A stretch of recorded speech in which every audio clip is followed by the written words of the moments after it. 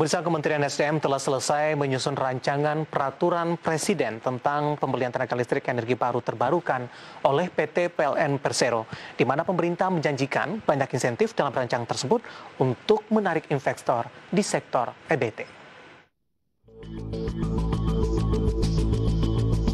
Kementerian Energi dan Sumber Daya Mineral telah selesai menyusun rancangan peraturan presiden tentang pembelian tenaga listrik energi baru terbarukan oleh PT PLN Persero, di mana pemerintah menjanjikan banyak insentif dalam rancangan belet ini guna menarik investasi di sektor EBT. Namun demikian, para pelaku usaha justru tidak sepenuhnya puas dengan rancangan aturan tersebut. Bahkan Asosiasi Daerah Penghasil Panas Bumi Indonesia atau ADPPI telah mengirimkan surat kepada Menteri ISDM Arifin Tasrif terkait rancangan Perpres yang dibuat. Selain itu, pihak ADPPI juga meminta pemerintah agar tidak lagi mengatur tata kelola panas bumi. Hal ini dikarenakan tata kelola pengusahaan panas bumi telah diatur dalam Undang-Undang Nomor 21 Tahun 2014 dan Peraturan Pemerintah Nomor 7 Tahun 2017.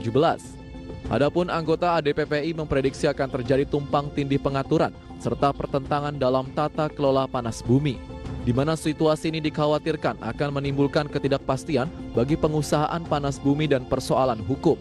Dari berbagai sumber untuk IDX Channel.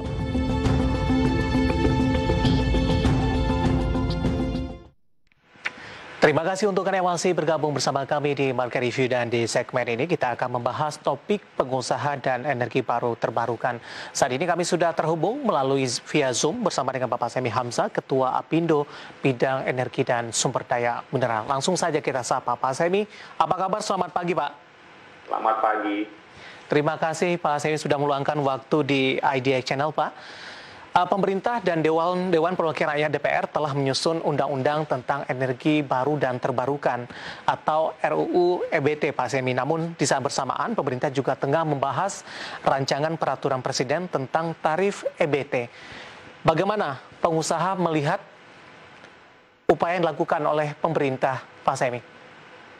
Ya, pertama-tama kami apresiasi kepada pemerintah bahwa sepertinya keseriusan mengenai pengembangan energi baru terbarukan mulai terlihat, ya. Jadi pertama yang seperti Anda katakan tadi dengan tarif listrik untuk energi baru terbarukan dan rancangan undang-undang untuk EBT, ya.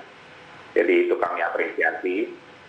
Kedua, mungkin sebagai pengetahuan umum saja bahwa seperti kita lihat apa yang terjadi di dunia energi secara umum, dan juga seperti kita juga lihat sekarang yang sedang hot-hotnya adalah pemilihan presiden di Amerika Serikat, bahwa pengembangan EBT merupakan sesuatu yang tidak bisa kita hindari, bahkan mungkin lebih cepat dari apa yang kita antisipasi ke depannya.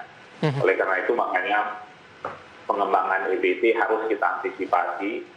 Dan kita tahu sendiri bahwa Indonesia adalah negara yang kekayaan akan sumber daya untuk energi baru terbarukan yang melimpah. Oleh sebab itu kami apresiasi dan kami mengharapkan dari pemerintah agar keterlibatan dunia usaha lebih ditingkatkan, terutama dalam merancang undang-undangnya. Konsultasi kepada pengusaha adalah kunci atas keberhasilan dari rancangan undang-undang atau undang-undang yang akan digunakan ke depannya. Baik, di mata pengusaha semenarik apa program EBT ini, Pak Semi? Secara kami belum, ini yang juga menjadi tantangan bagi kami, karena sampai saat ini kami belum mendapatkan kopi yang resmi dari pemerintah. Kami sangat mengharapkan bahwa rancangan undang-undang EBT ini dapat diberikan kepada pengusaha sehingga kami dapat secara partisipasi, secara aktif untuk memberi masukan kepada pemerintah dalam merancang undang-undang ini. Baik, sebelum adanya penyusunan rancangan undang-undang EBT, kemudian juga Perpres tentang tarif EBT ini, Pak Semi, sebenarnya bagaimana Anda melihat transformasi dari peralihan energi fosil ke EBT ini? Karena program ini sudah lama digaungkan, tapi tampaknya tidak berjalan atau implementasinya masih cukup kurang, Pak.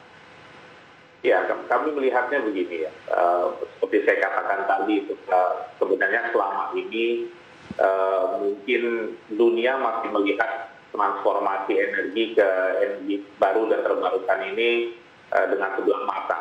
Dalam arti kata bahwa kalau kita bicara tentang dengan para pemain energi fosil, apakah itu batu bara ataupun migas, mereka selalu mengatakan bahwa transformasi ke EBT adalah sesuatu yang akan terjadi, tapi kita tidak tahu kapan.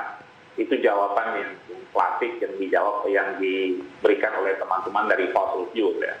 Tapi kami melihat saat ini dengan perkembangan teknologi yang sangat pesat, apakah itu di dunia energi surya ataupun energi lainnya, ya, apakah itu angin ataupun hydro, ya, kami melihat bahwa perkembangan energi baru terbarukan ini akan mengalami satu lompatan yang sangat cepat dalam waktu ke depan. Oleh karena itu sangat penting sekali bagi kita, bagi negara yang terutama mempunyai kekayaan alam yang luar biasa, bahwa transformasi ini dapat kita antisipasi dengan baik. Oleh sebab itu yang kami melihat dari dunia usaha adalah belum adanya boleh dikatakan blueprint dari transformasi dari energi fosil dan ke energi baru dan terbarukan.